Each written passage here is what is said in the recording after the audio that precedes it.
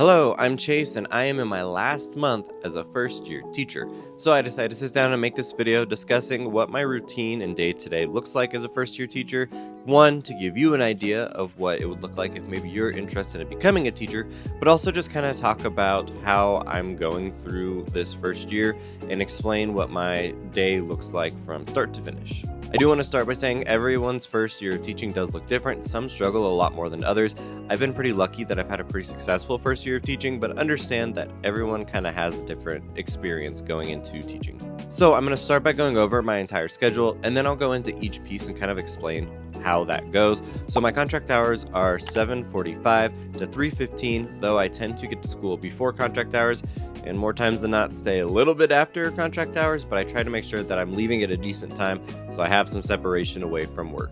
I usually arrive at 7:20, and then my schedule throughout the day is 8:15 to 8:30 is bell work, 8:30 to 10:30 is our reading block, 10:30 to 11:40 is math, 11:40 to 12:15 is lunch, 12:15 to 12:45 is intervention, 12:45 to 1:30 is writing, 1:30 to 2 is either science or social studies depending on the day, and then 2 to 2:25 is PE, and then dismissal.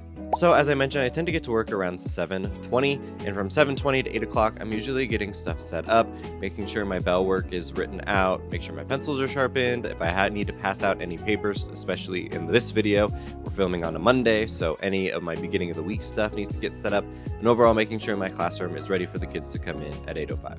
Another big thing that happens on Monday is we do our gumball machine. I have a class reward system that if they keep stars throughout the week as a whole class, everyone gets to use my gumball machine, and I have a variety of rewards depending on what color bouncy ball they receive.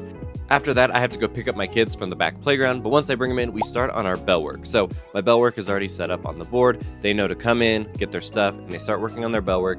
This is usually the time I call them to check on their homework, keeping note of who finished their reading log, who needs to finish their math homework, and so on.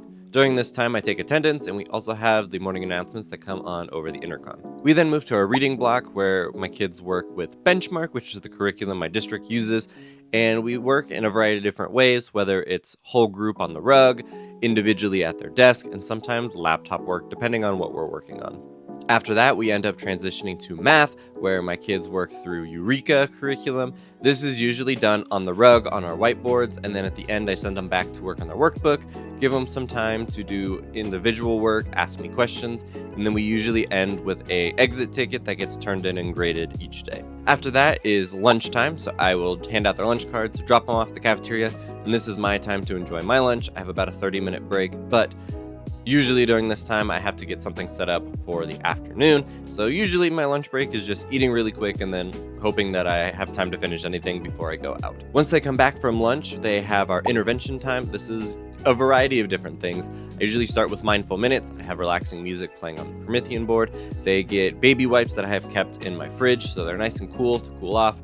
And then after that, we usually do some independent work through our laptops. This is a great time for me to catch up on grading. If I need to progress monitor, which is a reading level diagnostic, essentially, that I'm working on individually one-on-one, that's when I will work on that. In other words, kind of catching up on some things that I need to finish from the morning.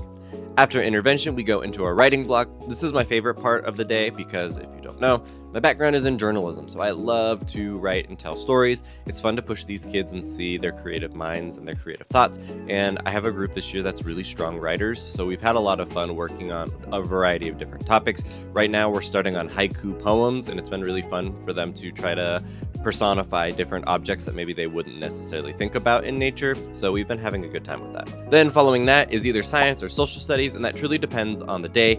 I rotate between the two throughout the week to make sure I have plenty of time to cover all of them. Right now in science, we're talking about the human body and the different functions of our organs and whatnot, so that's what we ended up talking about today. We then pack up for the day and we take them out for PE.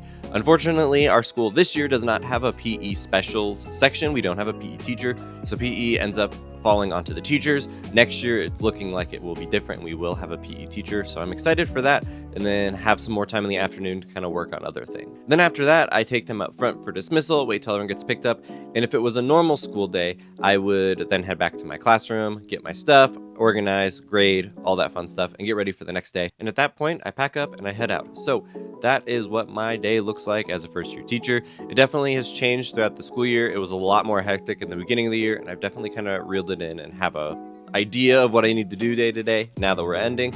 I'm excited to see what next year holds for me. But with that, that is all I have for you. So thank you so much for watching. Comment, subscribe. Hope you guys enjoyed.